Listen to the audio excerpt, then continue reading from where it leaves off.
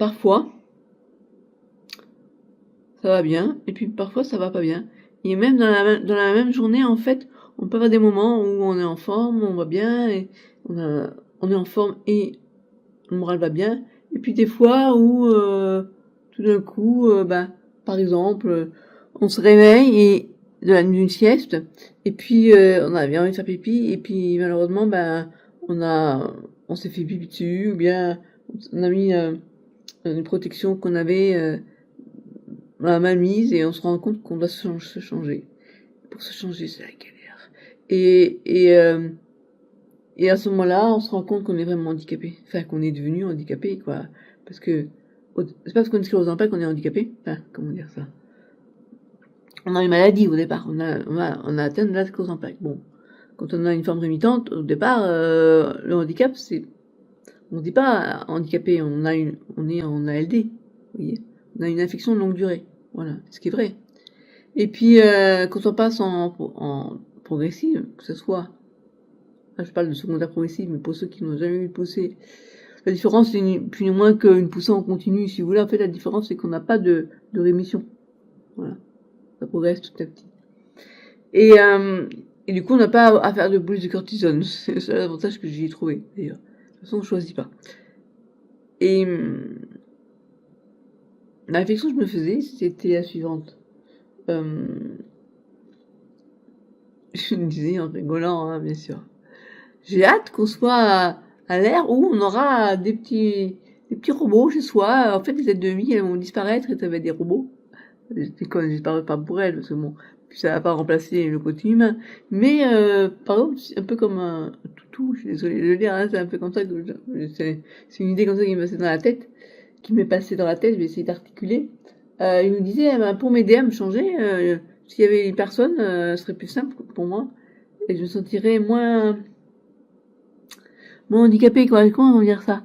Alors, handicap, c'est ni plus ni moins que des difficultés, hein. Pour moi, je le vois vraiment comme des difficultés.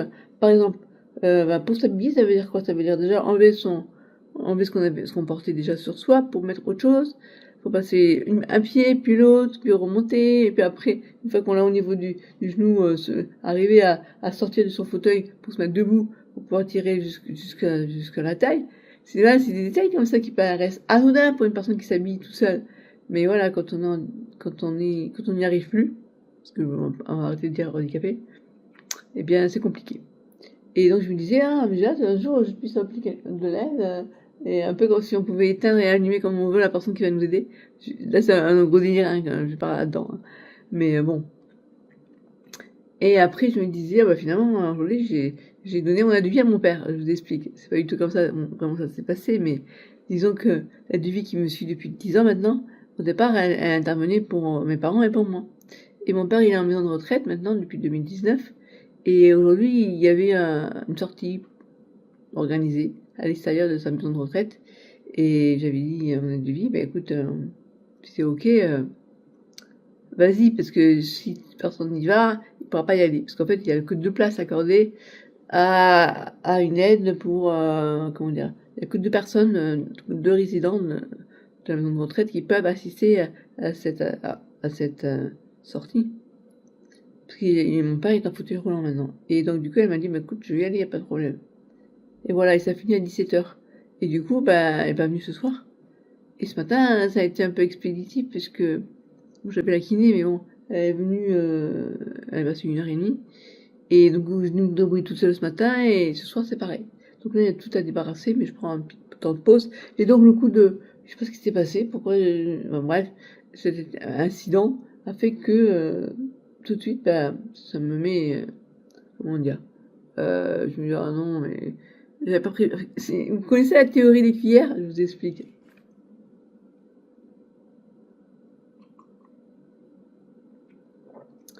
C'est une Allemande qui a inventé cette image, enfin, cette histoire. La théorie des cuillères, c'est pour expliquer aux personnes qui savent pas ce qu'on ressent quand on a une fatigue chronique, notamment dans la sclérose en plaques, mais pas seulement. Mais bref, fibromyalgie, je pense qu'aussi on connaît ça. Donc, si vous partez avec matin, on va dire 10, généralement cette mèche qui tombe sur les yeux, on va dire allez, 10 cuillères au réveil. Vous avez 10 cuillères au réveil. Et toute la journée, il va falloir, dès que vous faites quelque chose, vous enlevez une cuillère. Et à la fin de la journée, imaginez, il ne vous reste plus que 2 cuillères. Et bien si j'ai pris ma cuillère que d'habitude, que j'utilisais pour aller me faire à manger le soir, après, pour autre chose, l'incident pipi que j'avais pas prévu, ben après tout de suite je suis fatiguée. Et du coup, je suis là, ben maintenant j'ai à débarrasser ce qui d'habitude est fait à midi, voilà. Donc, tout ça, c'est arriver à gérer son crédit, non pas son crédit d'impôt, mais son crédit de fatigue, ou d'énergie plutôt, dans la journée. Voilà, donc bon ben pour récupérer, soit on dort, soit juste on se repose un peu. Et quand je parle de récupérer, c'est pas toujours que physique, c'est aussi la fatigue intellectuelle. Si vous voulez, je reparlerai de la fatigue, parce que la fatigue, c'est le premier symptôme de la sclérose en plaques qui est apparu quand j'avais 12 ans. Et donc, à l'époque, c'était pas aussi fort que maintenant.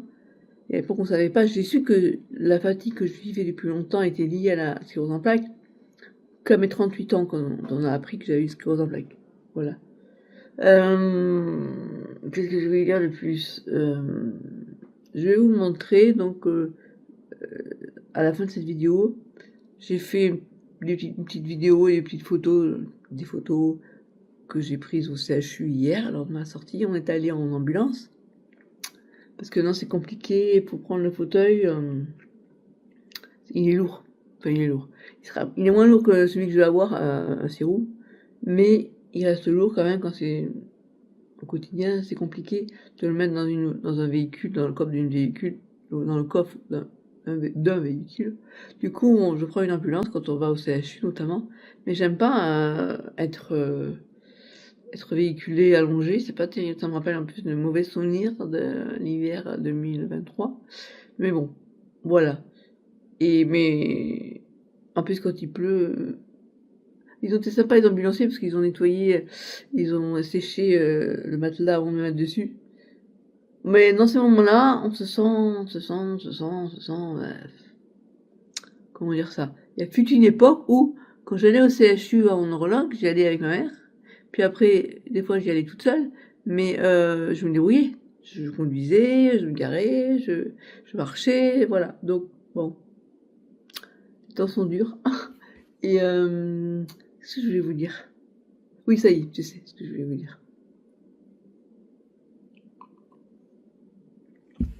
Par rapport au moral. Et là, je me dis, oh, c'est dur quand même de devoir s'adapter à chaque fois qu'on voit que son état qui s'aggrave. Quand on se rend compte qu'on est passé de rémitante à progressive. Et puis, alors il y a des avantages, c'est que j'avais plus à faire de boules de cortisone, parce que je supportais très très mal.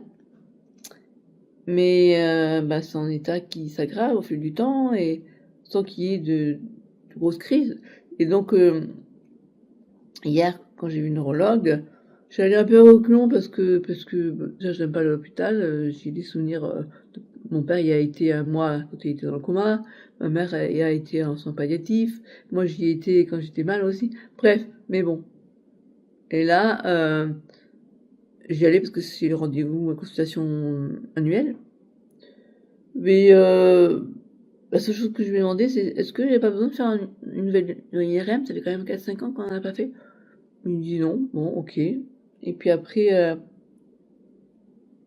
la vessie, ça va, oui. Enfin, si vous voulez, avec le temps, je trouve, quand on est une sépienne de longue date, enfin de longue date, façon de parler,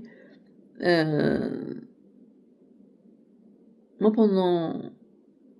quand j'ai appris en 2007, quand on m'a appris que j'avais une sclérose en plaques rémitante, j'ai voulu apprendre beaucoup de choses sur ça, j'ai fait comme ça.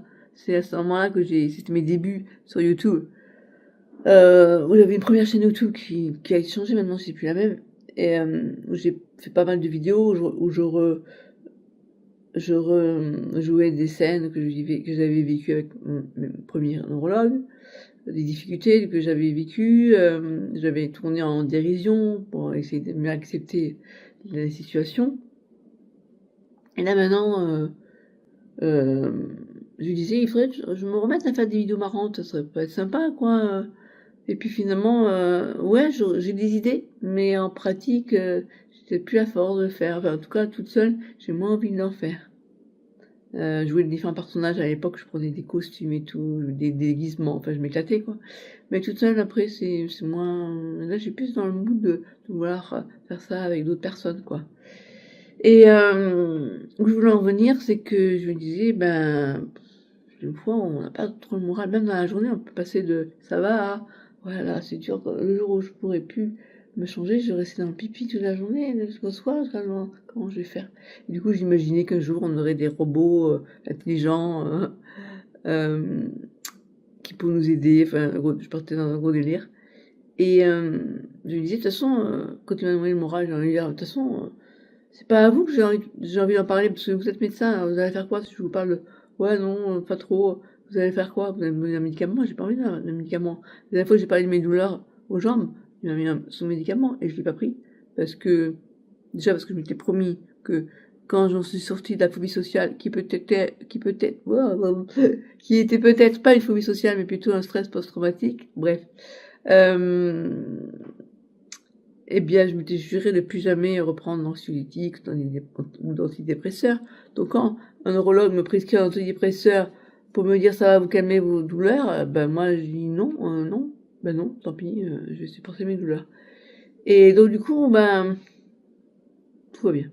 Voilà, j'ai décidé que tout allait bien. Même si des fois c'est pas forcément le cas, mais je me débrouille tout seul, voilà.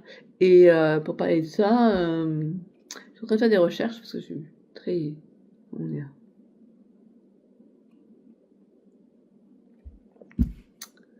je me disais, pour moi, je pense que la sclérose en plaques est survenue. Alors, attention, hein, ne confondons pas le fait générateur et... comment je vais vous expliquer ça autrement.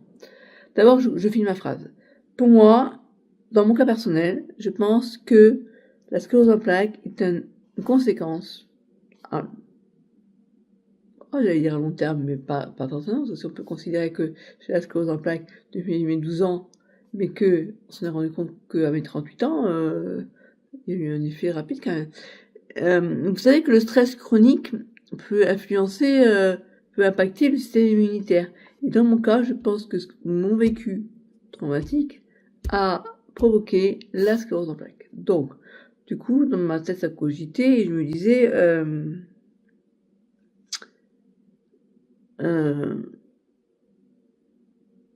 c'est reconnu, si vous voyez, dans le quotidien du médecin, il y a un article qui dit que maltraitance infantile peuvent... il y a un pourcentage, comment dire, ça impacte le système immunitaire et donc ça peut permettre de déclencher certaines maladies, notamment une maladie auto-immune. Et à partir de ce constat, je me disais, bon, si le stress chronique peut avoir un impact sur le physique, je vous fais fi de l'explication, même si je l'ai trouvé grâce à Aya et à mes recherches. Je ferai un article sur mon blog cassebourri.com, parce que maintenant je vais le reprendre sérieusement. Bref, ça a un impact sur le système immunitaire, et ça c'est scientifique. Le stress chronique a un impact sur... Et à partir de là, je me disais, si on peut agir sur le physique à travers un trauma ou un choc émotionnel, est-ce qu'on ne peut pas ainsi, avoir un impact sur le système nerveux central en régulant en apprenant à gérer son stress. Alors, bien sûr, ce qui est fait est fait, hein, et les dégâts sont là, mais on peut quand même, je pense, avoir une action sur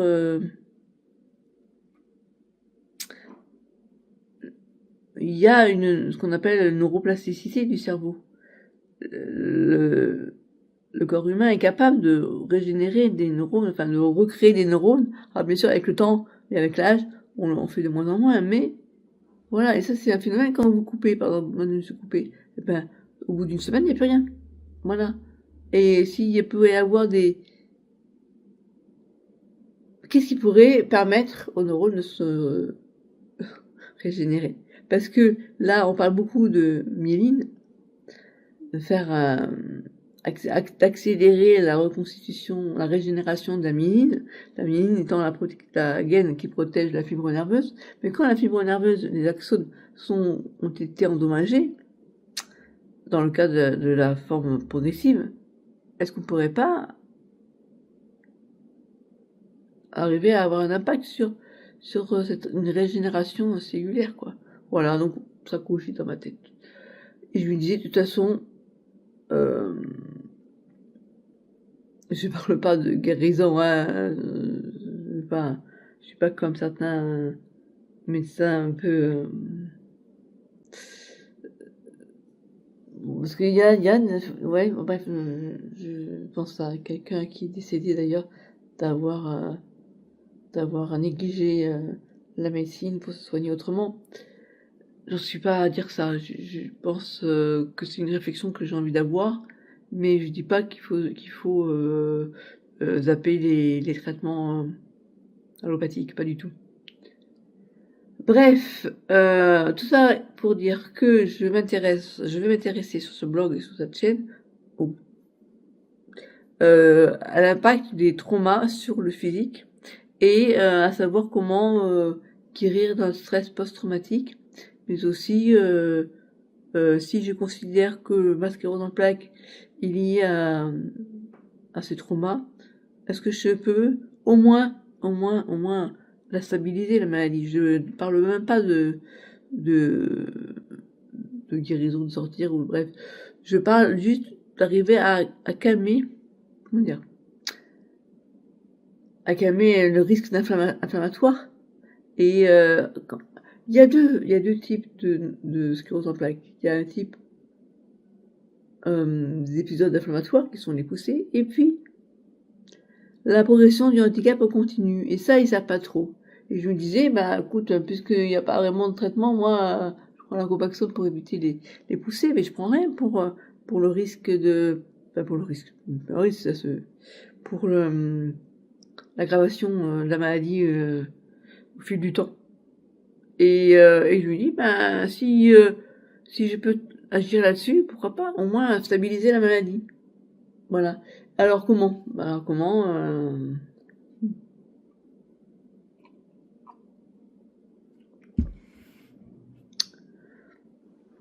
La gestion des émotions. Alors pour le stress post, parce que là je mélange un peu tout, là je vous parle de la gestion des émotions, je vous parle des traumas, je vous parle du stress post-traumatique qui est lié au trauma. On a le MMD R, hein. Pour ceux qui ne savent pas, c'est un mouvement oculaire à droite, à gauche, plutôt. Ouais. Et on peut le faire aussi en sapotant au niveau sur le corps, à droite, à gauche, à droite, à gauche. Qu'est-ce qu'il y a d'autre? La relaxation, la méditation. Là, je vais reprendre un cycle de méditation en janvier, je pense. J'en fais tous les soirs. Alors, moi, je suis un peu spéciale parce que je me mets des musiques relaxantes et la méditation, mais sans en faire vraiment, parce que je commence comme ils disent, on a une bonne respiration, souffler lentement, mettre dans une ambiance cool. Ça, je le fais quand je déjeune, quand je dîne. Quand je suis toute seule à dîner, je me mets ma séance de méditation. Et mais une vraie méditation, c'est pas vraiment on le fait, mais bon, bref. Voilà, donc écoutez, si ça vous intéresse, ah oui, il y a aussi, c'est ça. Et par l'art, bien sûr, la peinture, le dessin. Est-ce que vous avez déjà arrivé de vous voir, vous gribouiller des choses sur un papier, et ça vous détend? Et bien voilà, vous avez découvert des sites zen. Ouais, je suis en train de me former à ça, et puis bon, l'aquarelle continue toujours. Donc n'hésitez pas, si vous dites-moi si ça vous intéresse que je vous partage ma pratique. Voilà. Ne dites pas si vous trouvez un peu farfelu de penser ça, mais je dis après tout, hein, il y a bien des réparations. Comment dire? En fait, est-ce que vous connaissez l'homéostasie du corps? L'homéostasie du corps, c'est quand tout va bien, c'est l'équilibre du corps, et on peut Bon, ouais, j'en reparlerai dans une vidéo, sinon ça va. À bientôt. Et comment ça se fait que la dernière fois, moi j'étais assise aussi? La dernière fois j'étais assise. Parce qu'il y avait deux sièges, il y en a qu'un seul siège. T'es assis sur les sièges comme ça? Ouais. Ouais. Et comment ils avaient fait pour avoir aussi un truc comme ça? C'est pas la même ambulance. Ah, d'accord. La prochaine fois, on le précisera. Ouais. Tu peux rester assise. Ouais. Je le précise. Ouais, ouais, c'est clair. Et pour le retour, on peut C'est eux qui vont rouler. tu peux voir la chose, tu peux passer.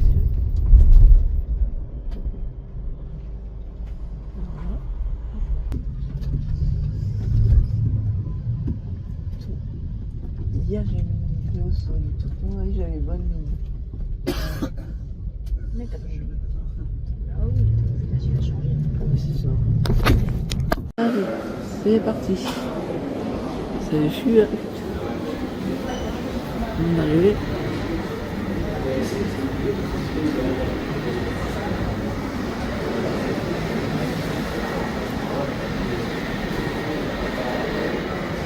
Et voilà, ça y est, on les a pris.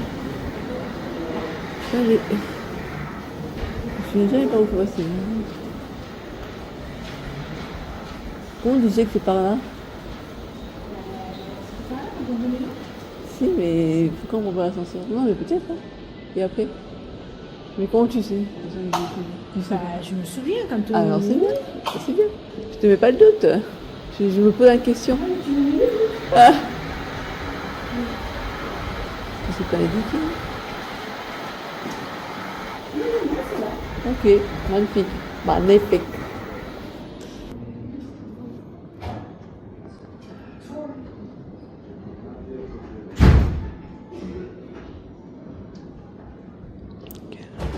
Rampe d'escalier.